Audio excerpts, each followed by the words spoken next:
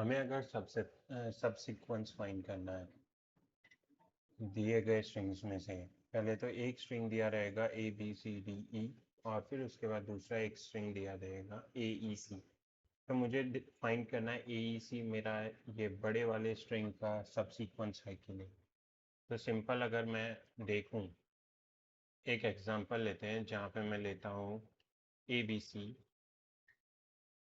और एक लेता हूँ ABXC।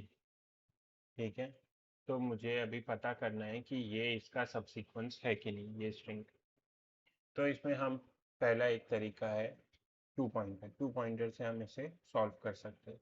उसमें क्या करेंगे, हम एक पॉइंटर यहाँ पे रखेंगे, एक पॉइंटर यहाँ पे रखेंगे। ठीक है, ये पॉइंटर यहाँ पे रखा, इसको हम बोलते हैं I, ये हो गया हमारा J। ठीक है, अब यहाँ पे हम क्या करेंगे, क्या मेरा A इक्वल्स टू J है। ठीक है, क्या मेरा A इक्वल्स टू J है, तो यस, तो मैं क्या करूँगा I प्लस प्लस करूँगा। ठीक है, तो मेरा I का पोजीशन क्या हो गया, ये हो गया। I का मेरा पोजीशन ये वाला हो गया, इसको मिटा देते हैं। ठीक है, सेम वे में I तो प्लस किया, बट लाइक हमें J को तो कोई भी कंडीशन में प्लस करना ही है, क्योंकि J एक ऐसा है कि लाइक हमें सीक्वेंस वाइज देखना है। सपोज ए मेरा ऑलरेडी पहले मिल गया है तो मैं वापस उसको विजिट नहीं करूंगा, तो मैं मेरा जो दूसरा पोजीशन होगा वो ये होगा, तो मेरी जे की वैल्यू यहाँ पे आएगी। ठीक है, तो जे तो सारे ही कंडीशन में प्लस होगा, इवन सेटिस्फाई हो रहा है कि नहीं हो रहा है, क्योंकि हमें एक एक करके आगे आगे बढ़ते रहना है ताकि मुझे पता लगे कि ये सब सीक्वेंस है कि नहीं है। अगर इस केस में अगर हमारे पास सपोज यहाँ पे ए बी CABD, तो ये मेरा सब सीक्वेंस नहीं होता। हालांकि इसमें ये तीनों कैरेक्टर प्रेजेंट हैं, बट लेकिन एक लाइन में नहीं है, तो इसीलिए जे मेरा प्लस होना हर बार जरूरी है। तो इसको हम as a two pointer solve कर सकते हैं। मैं यहाँ पे बनाता हूँ फंक्शन सब सीक्वेंस। ठीक है, इसमें मैं दो वेरिएबल्स लूंगा S एंड T। ठीक है, अब उसके बाद मैं यहाँ पे क्या करूँगा, पहले तो मैं डिफाइन करूँगा लेट I इक्वल्स टू 0। ये मेरा क्या हो गया, इसको मैं I के बदले सिंपल ऐसा लिख देता हूँ, पॉइंटर 1 इक्वल्स टू 0। ठीक है, फिर उसके बाद लिखूंगा लेट पॉइंटर टू मेरा क्या होगा, J में से चेक कर रहा होगा। ठीक है, तो ये हमारा कोई भी केस में प्लस होना चाहिए। उसी तरीके से अब मैं एक वाइल लूप बनाऊंगा। वाइल लूप में मैं ये चेक करूंगा, मुझे सिंपल इतना चेक करना है कि जो मेरा पॉइंटर 1 है, ठीक है, कोई भी मेरा कंडीशन सेटिस्फाई करना है मुझे, तो वो S से छोटा होना चाहिए। ठीक है, S डॉट लेंथ से,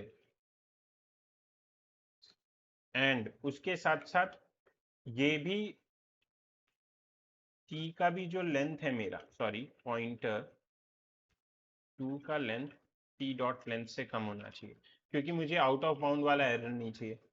उससे बाहर चला गया तो मेरा एरर थ्रो करेगा।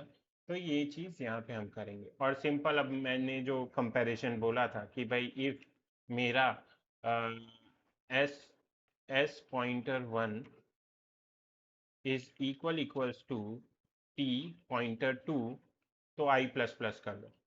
ठीक है, वही था, इसमें क्या करना है, आई प्लस प्लस कर देना है। तो यहाँ पे ये कंडीशन तब हुआ मेरा जब मुझे एक वैल्यू मिल चुका है ऑलरेडी। ठीक है, और जे मुझे सारे ही कंडीशन में प्लस करना है, क्योंकि एक बार जो कंपैरिजन हो गया मुझे आगे बढ़ना है, क्योंकि मैं सीक्वेंस भी साथ में फाइंड कर रहा हूँ, सेम सीक्वेंस में होना चाहिए। अगर मेरे टी का लेंथ पूरा खत्म हो चुका है और मुझे वर्ड नहीं मिला है, तो सिंपली मुझे वो उसका सब सीक्वेंस नहीं है।